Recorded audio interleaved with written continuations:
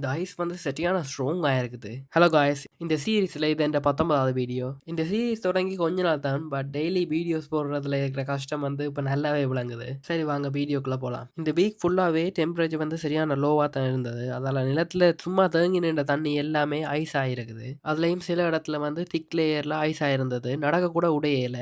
அதால ஒரு போல வச்சு குத்தி பார்த்தேன், அப்பதான் உடைஞ்சது. அந்த அளவுக்கு ஸ்ட்ராங்கா இருந்திருக்குது. இன்றைய லஞ்சோட ஆஃபீஸ்ல கரண்ட் இல்ல. இது சைட் ஆஃபீஸ் என்றால வந்து ஜெனரேட்டர்ல வச்சு தான் கரண்ட் எடுப்பாங்க.